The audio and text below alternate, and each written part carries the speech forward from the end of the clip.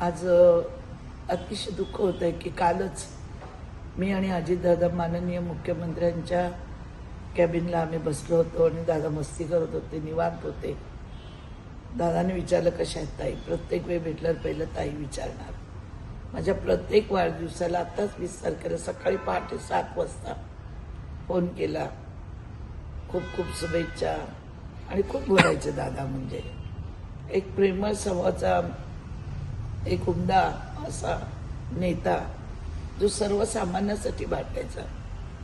मी 17 वर्ष दादांसोबत राष्ट्रवादीत काम केलं, पण कार्यकर्त्यांच्या मागे नेत्यांनी कसं उभं राहावं ते अजितदादांकडनं शिकायला पाहिजे होतं.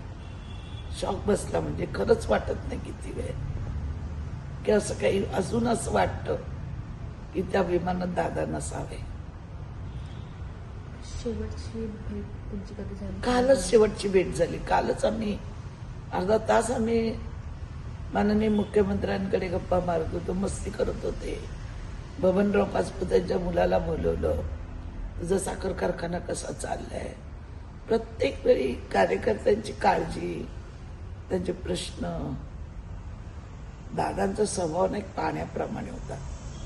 दिसायला वरून पणसासारखा, आतून गोड, कडक शिस्तीचे होते. अधिकाऱ्यांवर वचक होता. कुठलं काम जर घेऊन गेलो तर त्या अधिकाऱ्यांना ते सांगायचे अशा भाषेत की त्या अधिकाऱ्याला ते काम करावं लागायचं. चूक असेल तर त्यांना चुकीचं काम बिलकुल सहन नाही व्हायचं. स्पष्ट वक्ता होता तो. त्यावेळी लोकांना कसं असतं, स्पष्ट बोलणारी माणसं आवडत नसतात, पण ते नेहमी म्हणायचे कार्यकर्त्याचा वेळ जाऊ नये, कार्यकर्त्याला परत यायला लागू नये, खर्च होऊ नये. म्हणजे स्पष्टच बोलायचे. होणार काम असेल तर हो, नसेल तर सरळ नाही. उगाच गोल गोल फिरवत नाही बसायचे. त्यांच्याकडनं खूप शिकायला मिळालं. शिस्त. काय आठवणी अजून जुन्या वगैरे? आठवणी खूप आहेत त्यांच्या सांगण्यासारख्या. म्हणजे मला अजून आठवतं त्यांची एक आठवण की त्यांचा वाढदिवस होता आणि मी त्यांच्या घरी गेली होती आणि फुलांच्या पाकळ्या त्यांनी स्वतः उचलल्या सगळ्या. त्यांना स्वतःचं बाथरूम सुद्धा ते स्वतः साफ करायचे.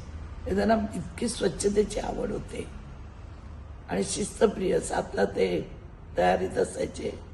पूर्वी दर गुरुवारी सकाळी 7ला आम्हाला ते भेटायचे. पार्टी काढल्यात 7 म्हणजे 7 सव्वासात झालं तर त्याचा नंबर मागे असायचा.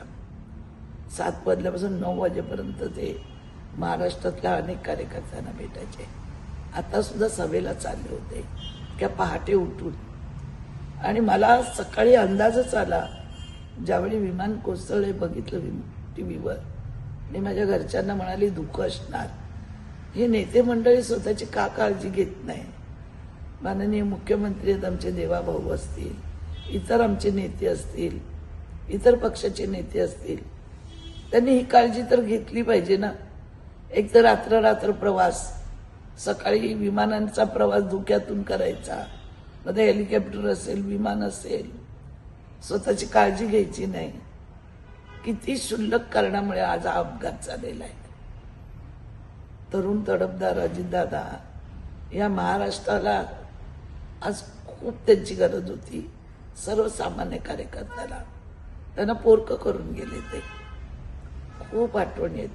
त्यांच्या मनाला एखादा क्लेश झाला ना, मला अजून आठवतं त्यांनी राजीनामा दिलेला.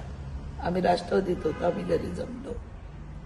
वहिनी मला विचारत होत्या त्यांच्या मिसेस, दादा बाहेर कसे आहेत, व्यवस्थित आहेत ना. जे घरच्या नाही त्यांची खूप काळजी असायची. सुनेत्राताई अतिशय चांगली महिला. आज त्यांच्यावर अचानक काय वाटत असेल. आमच्यासारखे कार्यकर्ते हातरले. मी 17 वर्ष त्यांच्यावर काम केलेलं आहे. अजूनही दादांचा तो कडक स्वभाव मला आठवतो, पण तितकाच ते प्रेमळ होते. कुठेही मला विचारलं, मी 14त निवडून आले, ताई तू काय चमत्कार केला. मी म्हणली आर पाटील होते, ते होते, जयंत पाटील होते, भुजबळ साहेब होते सभागृहामध्ये. म्हणलं दादा चमत्कार केला म्हणून तुम्ही मला आज नमस्कार करता. नंतर मी पार्टी सोडून गेली, कोणी तुम्ही मला विचारलं नाही. आज तुम्ही मला विचारता, खूप बरं वाटलं. त्या दिवसापासून दादा मला इतके मानायला लागले की आम्ही एक चांगली कार्यकर्ती आमच्या पक्षातून गेली त्यांना मला बघितलं नेहमी त्यांना खंत वाटायची. ते नेहमी समोरच्या बेंचवरून बोलायची, म्हणतात हे आमच्याच आहेत. अनेक वेळा सभागृहात बोलले. त्यांना कार्यकर्त्याची फार जाणीव होती. आज बघा हजारोच्या संख्येत तिथे गरीब मायबाप जमलेत, ज्या गरिबांचे ते कैवारी होते. दादांबद्दल किती बोललं तरी कमी आहे. मला तर अजून असं वाटतं की ती न्यूज खोटी ठरावी आणि दादा कुठेतरी दुसरीकडे निघावे, असावे. राजा गेलं तर गरिबांचं फार मरण असतं, तसं झालेलं आहे. दादांबरोबर किती बोललं तरी कमी आहे. खूप प्रेमळ स्वभाव होता हो त्यांचा. लोकांना ते कडक दिसायचे, पण आम्ही जवळून पाहिले त्यांना. त्यांचं प्रेम पाहिलं, त्यांचा कडकपणा, शिस्तपणा, सगळंच दादांचं कणखर नेतृत्व होतं एकदम. माझ्या निलेशच्या वेळी, निलेशच्या तिकीट वेळी एकच दादा भांडले पार्लमेंट बोर्डमध्ये. म्हणजे तरुणांबद्दल त्यांना खूप आस्था होती की तरुणांनी पुढे आलं पाहिजे, त्यांनी सामाजिक क्षेत्रात काम केलं पाहिजे. खोटेपणा त्यांना बिलकुल नाही आवडायचा. काल बबनराव पाचपुतेच्या मुलाची खूप टिंगल करत होतं, तरी कमळ लावलं होतं म्हणून. म्हणजे अशा परिस्थितीत तेवढ्या छोट्या तरुणांबरोबर डायलॉग करून त्यांची मस्ती करणं, त्यांचं कारखान्याबद्दल चौकशी करणं. काल निवांत बसले होते. वाटले नव्हतं की आज सकाळी अशी दादा आपल्याला सोडून जातील, अशी न्यूज येईल म्हणून. मला त्यांच्या कुटुंबाची खूप काळजी वाटते. परमेश्वर त्यांना खूप चांगलीच, ईश्वरचरणी प्रार्थना करीन ते त्यांना चांगली जागा मिळो. त्यांची राहिलेली स्वप्न त्यांच्या घरच्यांनी पुरी करू. महाराष्ट्राबद्दल असलेली त्यांची आस्था, शेतकऱ्यांबद्दल. काय असतात, चुका होतात जीवनात, पण ती चूक झाली तरी ती सांगायची नेत्यामध्ये हिंमत पाहिजे. ती दादांची होती. चूक झाली तर क्लेश करून घ्यायचे, सगळ्यांसमोर माफी मागायचे. अशी फार कमी नेते असतात. 17 वर्ष मी त्यांना फार जवळून पाहिलंय.